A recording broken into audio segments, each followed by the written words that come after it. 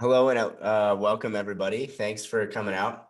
So today we're going to be talking a little bit about machine learning and specifically in mind of young learners, so high schoolers, middle schoolers. A little bit about what machine learning is, projects to stand out, and our philosophy on how we teach this exciting subject. So let's get started.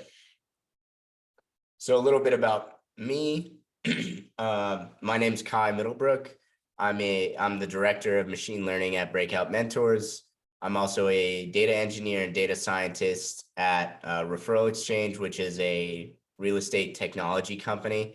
We use machine learning and data to help match buyers and sellers of homes to like the best real estate agents in their local markets.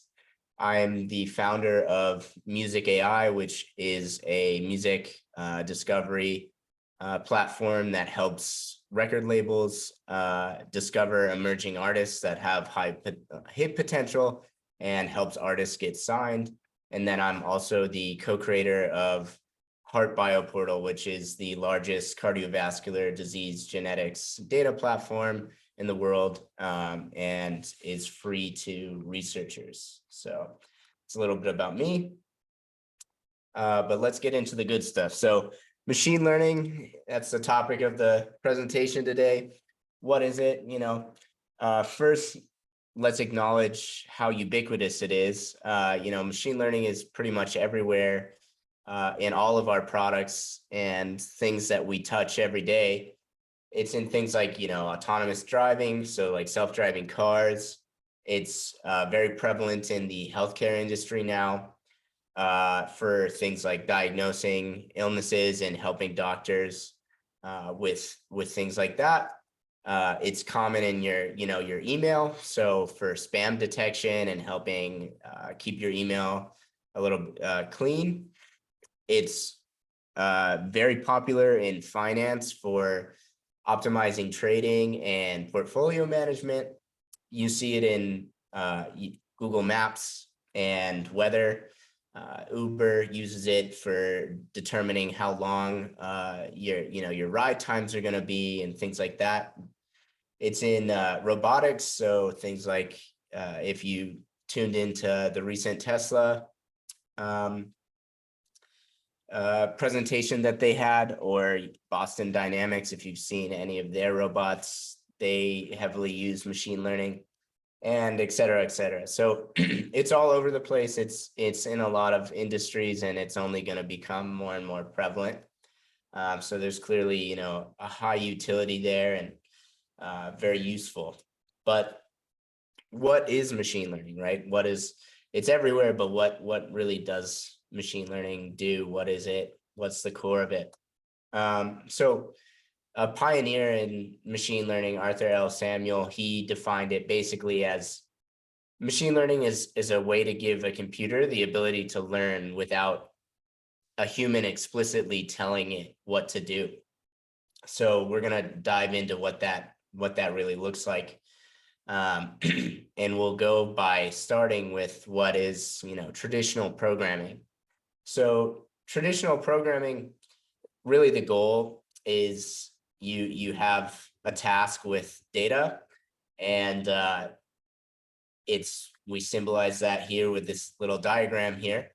But your goal is to create a program that takes some inputs X, does some thing to the input data, and then produces the result Y. And in this framework, you can basically think of the program as we're using this program to define the relationship between our inputs X and our outputs Y.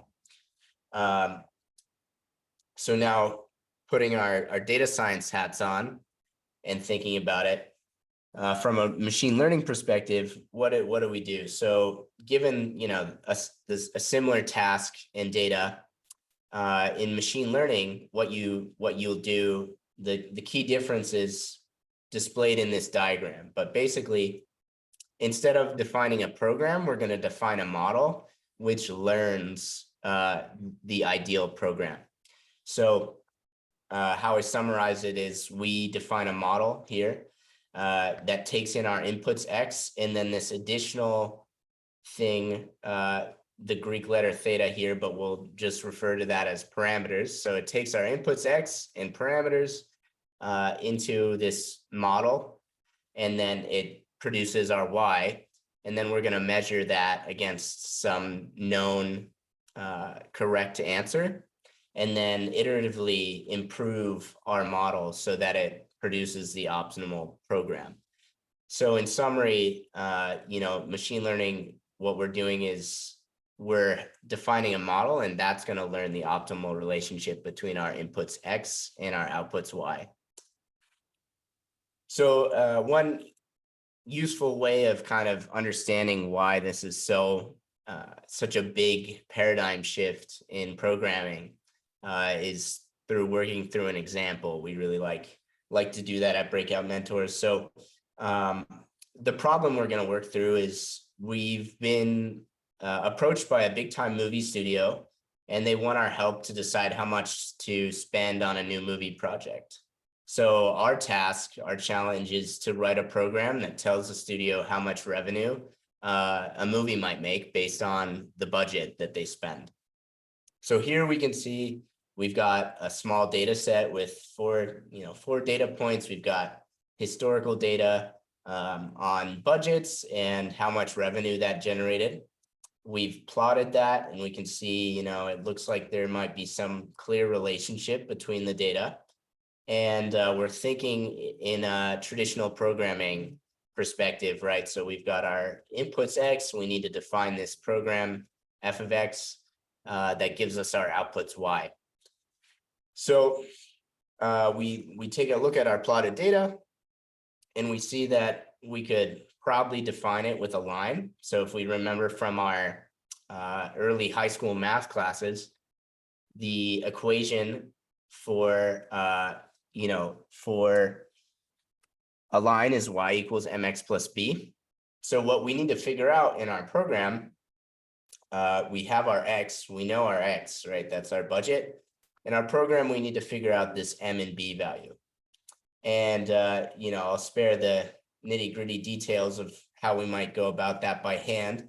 But basically, we would look at our data and see that there's a relationship that can be defined by a slope here, our m of 2, and our y-intercept b of 1.5. And then in code, our program might look like this. So we define a function f of x, and it has, again, those values for m and b, those values here. And then it's useful because we can say, okay, given this relationship we've modeled, if we have a data point we haven't seen, like 15 as a budget, we can expect to make about 31.5 in revenue, dollars in revenue. So that's the traditional programming approach. Now, what happens if we can't figure out that relationship by hand?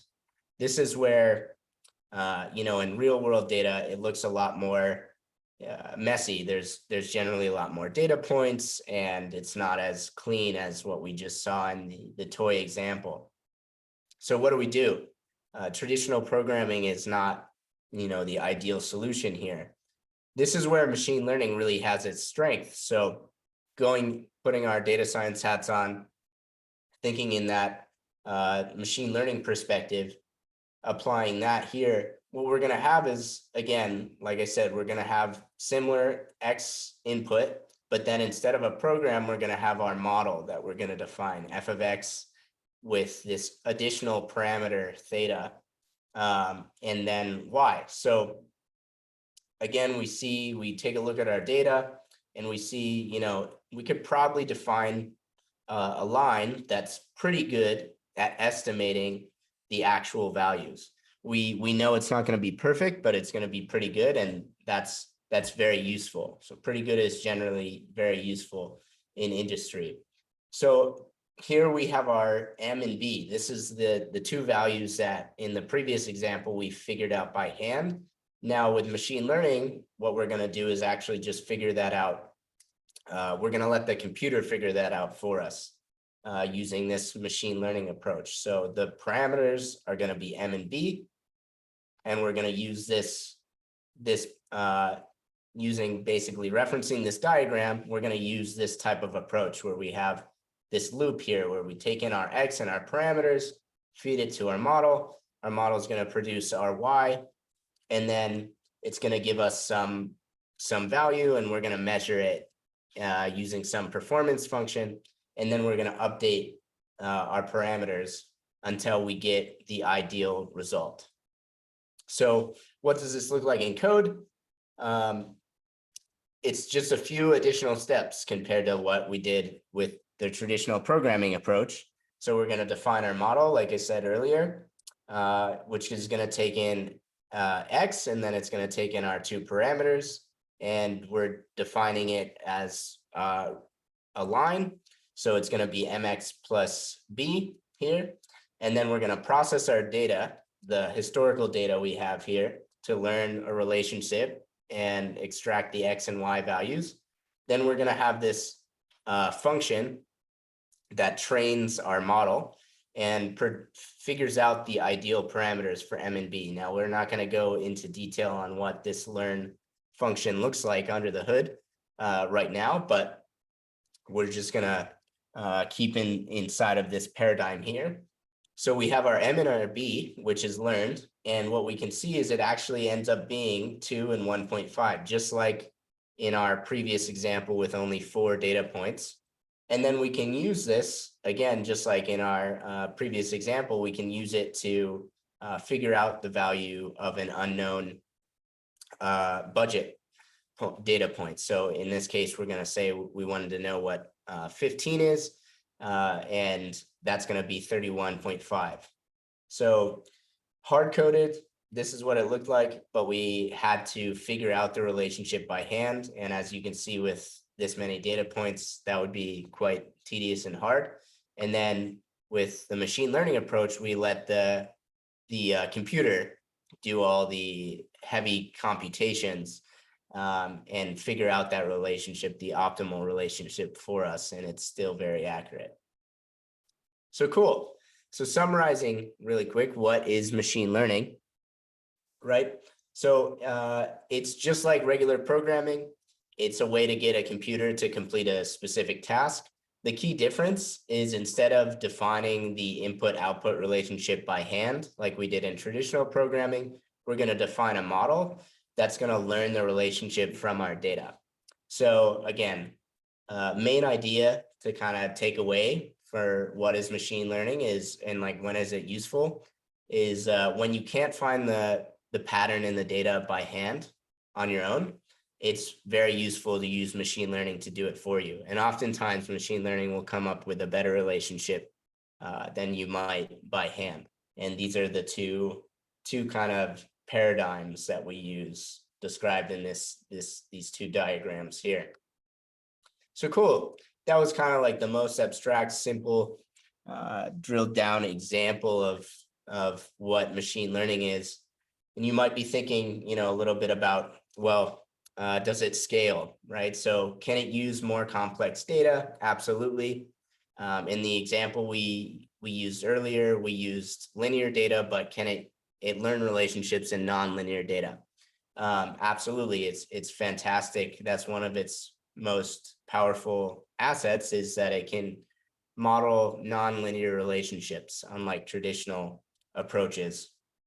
And then can we have more than 2 parameters? So in the machine learning example we just used, we only found out the values for M and B. Those were the 2 parameters we learned. And you might be wondering, can it use more than 2 parameters? Machine learning models today have billions of parameters. So yes, you can use plenty more than 2. And another question that's common is, what can X be? What can our inputs X be?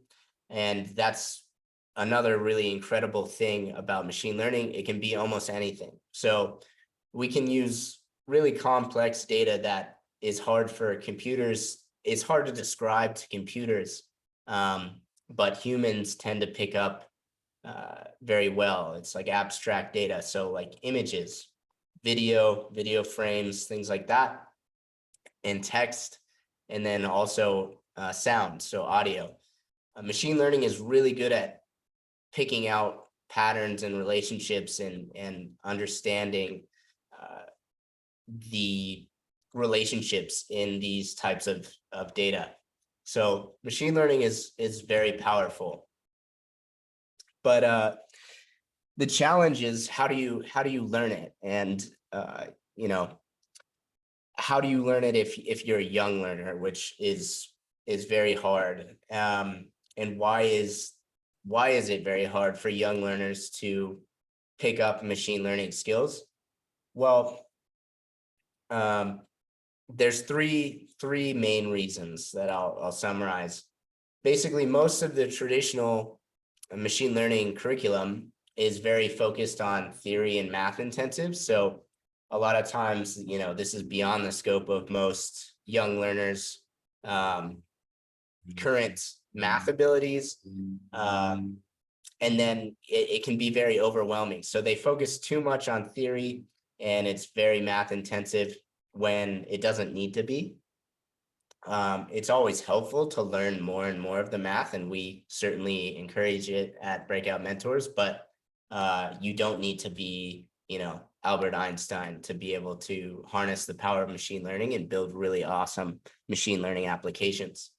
So a lot of traditional machine learning curricula is either too theory and math intensive or not enough in depth on any of the theory or the math. So you're either not really learning anything at all, and it's just kind of like a nice buzzword class that you're taking, or you're in really deep in the theory and you're not getting to see how it's actually applicable, and it's not interesting for young learners. And this is a very important thing for young students, as they want to be engaged.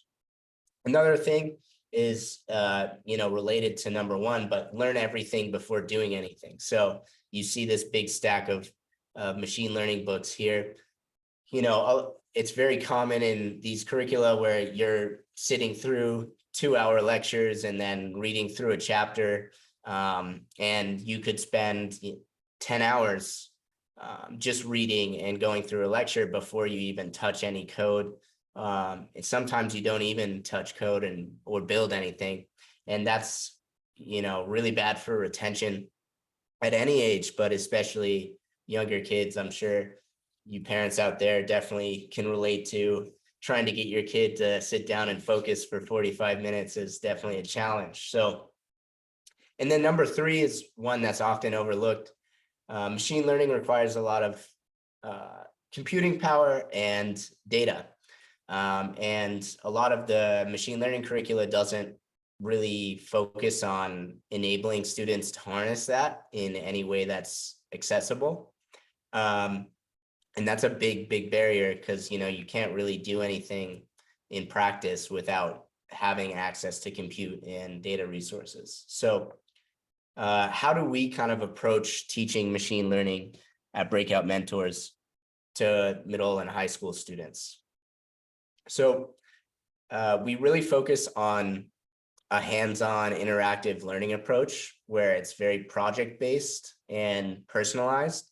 So every student is matched one-on-one with a mentor who fits their like interests and skill levels and things like that. And these mentors come from top machine learning schools, universities, but we essentially take a three-pronged approach. So I'll go into a little detail about each of the prongs. So the first thing is teaching the whole game. And what I mean by that, the easiest way to describe that is if you were trying to teach somebody how to play basketball, the philosophy we take is we want to get them playing basketball, as soon as possible. It's not fun to sit them in the stands and, give them a book about the rules of basketball.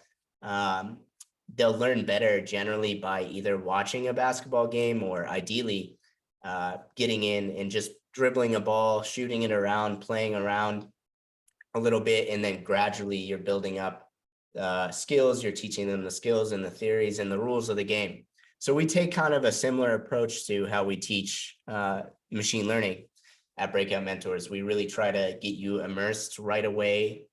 Within the first hour of working with a mentor, you're coding and building a machine learning project, and you're learning theory just in time is the way I call it. But you're learning theory to solve a problem, and it's a lot better for retention and helps keep people motivated and generally helps them have a deeper understanding of the topic anyway. So that relates right into the second prong, which is learn by doing. So again, I mentioned this earlier, but we really focus on building out actual applications. So taking real world data sets and then solving a problem. As an example, you might be taking x-rays of some potential, you might have a data set of x-rays from cancer patients and some non-cancer patients. And the goal is to be able to like diagnose or identify cancer in these x-rays. So that's like a real world project that students have built in the past with us. Others have done things like where, they're very passionate about music. So they'll build a machine learning model that can generate music in the style of Beethoven and things like that. And then the third prong is, like I mentioned earlier, a big part of machine learning is access to compute and data. And so we try to remove those barriers by showing students both the cutting edge tools that are mainstream and used in industry and research for data science and machine learning, and then also showing them how they can access those for free and utilize them for free, both with us while they're being mentored with us, and then after when they move on and continue to develop their skills on their own. So we really focus on removing those barriers and keeping learning fun and free in that way. So a little bit about kind of, what a student journey might look like at our academy. So we again, like I said, each student is paired with a mentor and they work one-on-one with this mentor, 90-minute sessions once a week during the school year is typical. In the summers, there'll be more intensive, what we call deep dives, where they'll meet, maybe 2 to 5 times a week. But yeah, so generally what this consists of, both within the school year and during the summer, is they start with learning the foundations. We have a foundations curriculum that's highly personalized. So each student will work through learning the core concepts and theories, but through building out their own intermediate to smaller projects on data sets that interest them.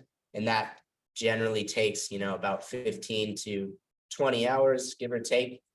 And then they'll move on to what we call capstone projects. And these are open-ended projects where students work with their mentor based on their interests and their skill levels to pick out projects and like come up with project ideas for machine learning applications to, build out their portfolio and enhance their skill set.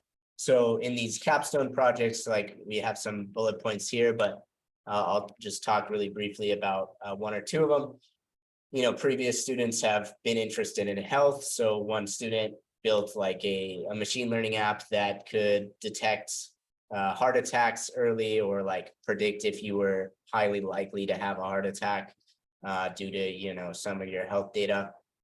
Another student really interested in climate change and, protecting the rainforest. So they built something that could listen to audio of the rainforest and detect species. So it's useful for people down there that are trying to monitor populations. So then once you get through your first 1 or 2 capstone projects, which can take, depending on how complex they are, anywhere between 5 and 25 hours, then you move on to long-term learning, where you're meeting with your mentor, once a week.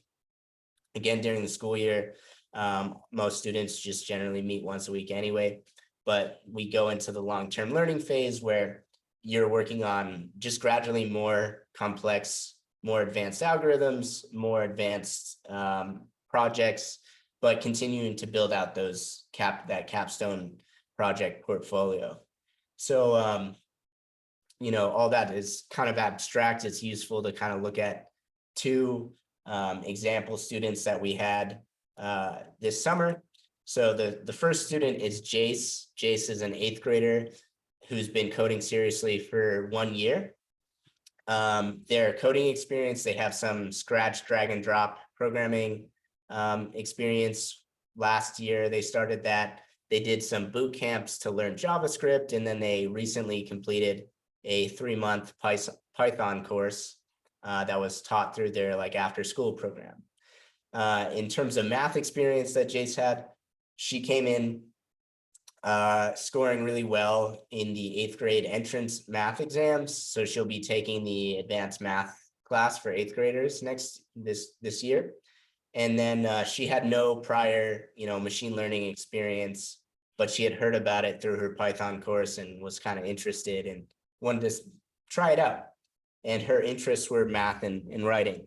So what we did for her learning journey, we crafted, again, a personalized learning path for Jace, where she started with learning the foundations material and building out smaller to intermediate level projects, working with smaller to intermediate level data sets.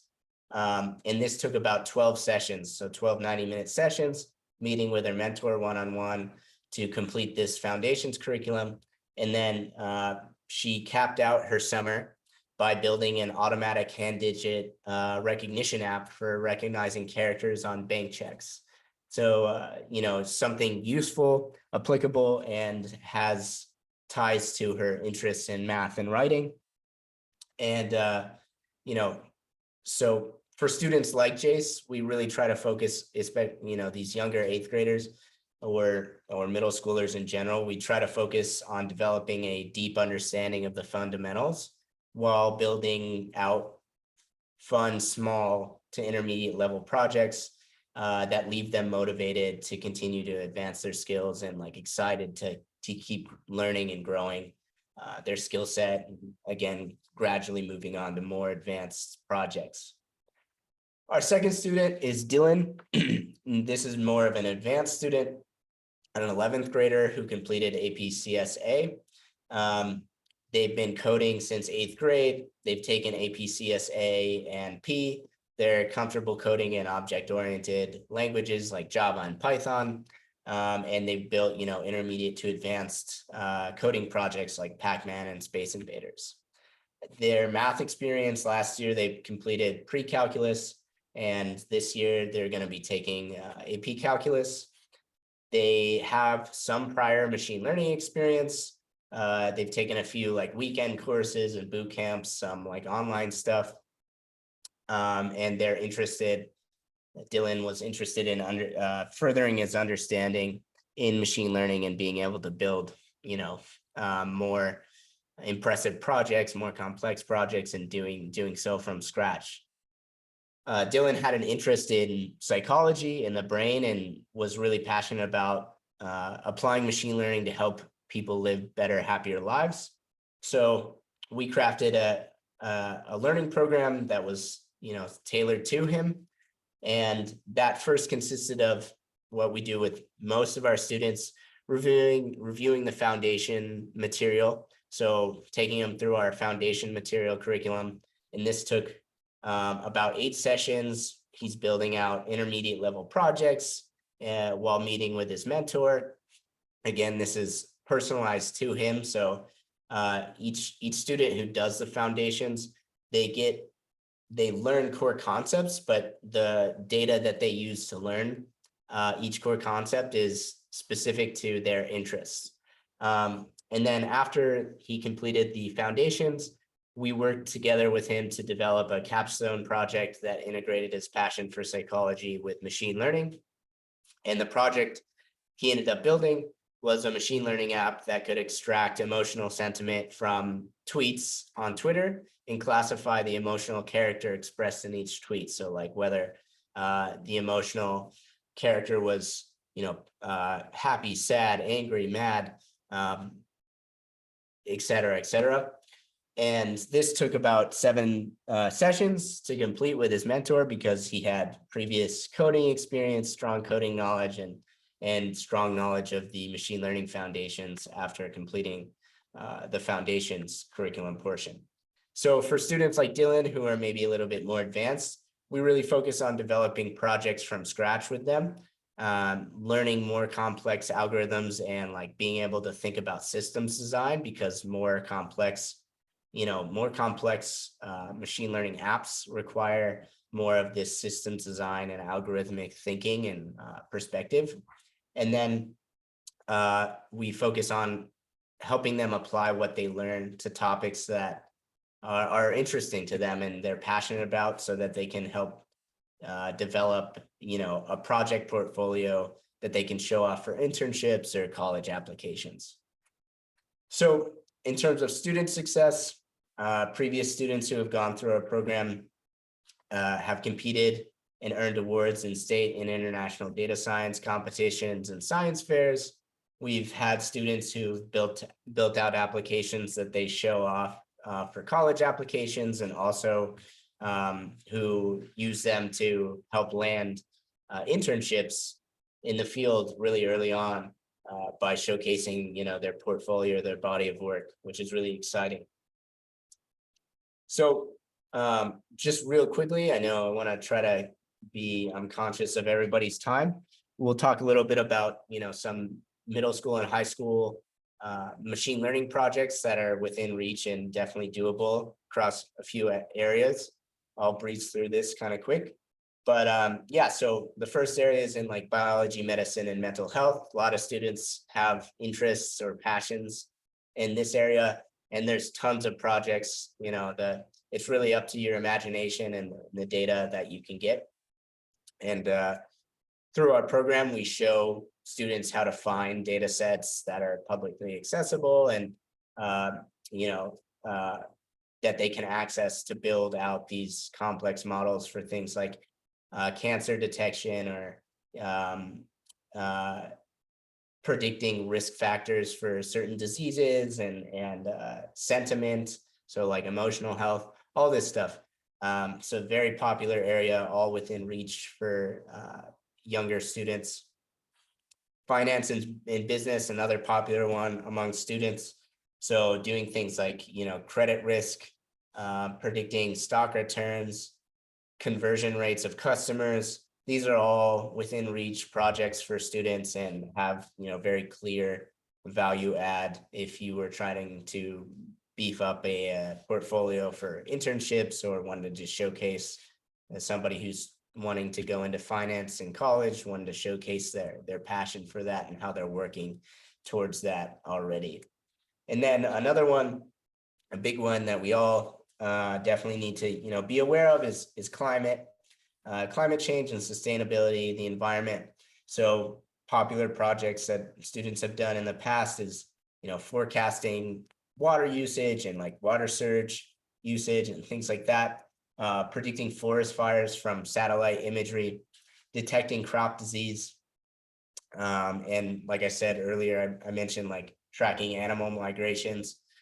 You can do that in a number of ways, including through satellite imagery or sound even, like one student did before. And then another really, really exciting one, which I'll be talking about a little bit more in a second, is AI, machine learning for creativity. So art, music, poetry, things like that. AI is really exploding in this area, and it's a really exciting area for students, especially too, because, students have awesome imaginations, and the newer AI machine learning technology is just so incredible.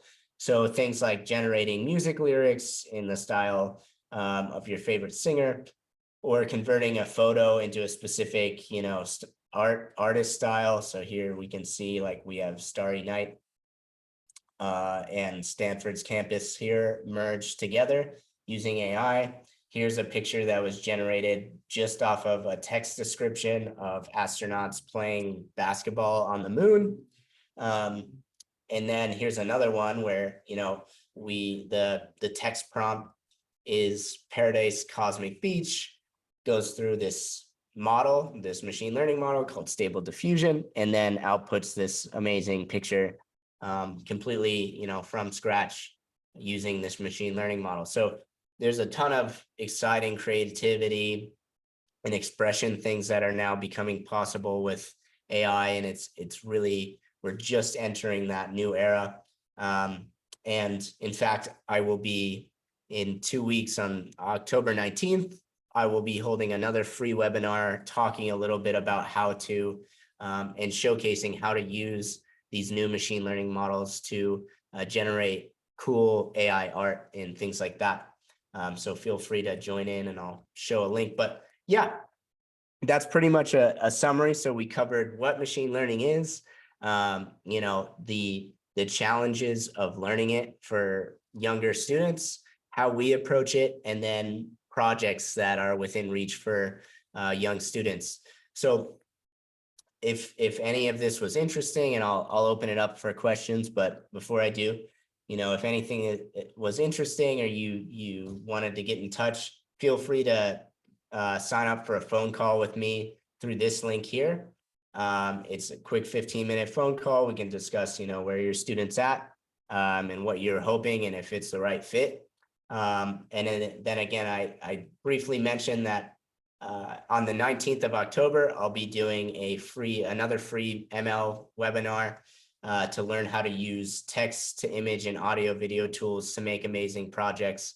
So basically harnessing these new AI creativity tools to build really cool things, all from your imagination. So feel free to join that. You can sign up for that at this link. And then you can always learn more about our machine learning programs and our philosophy at breakoutmentors.com/machine learning. So if any of those links are not enough, you can always email me as well at Kai, that's KAI, at breakoutmentors.com. So yeah, thank you guys again for coming out, and hopefully this was useful to everybody. If anyone has questions, feel free to chime in.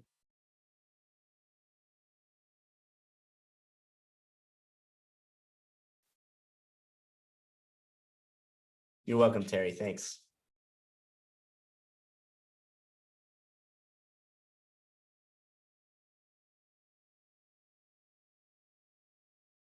Thank you. Thank you. Any questions? Anybody have any questions? I really appreciate it. Thank you guys so much for coming out. And I want to be conscious of everybody's time. I know it's getting late and it's middle of the week, so we're making it through, right? But yeah, if there's no questions, I'll let everybody go. But again, thank you guys so much. You guys know how to get in contact with me, Kai at breakoutmentors.com. And you can sign up for that seminar, that next webinar, ML hands-on. Oh, okay, great. We got a question. The question is, can you explain the course, how many days a week, and financing? Yeah, sure. So you can learn a little bit more about our financing through our website at breakoutmentors.com, but the course itself is generally students meet with a mentor one-on-one. During the school year, it'll be once a week. You'll meet for 90-minute sessions, so an hour and a half.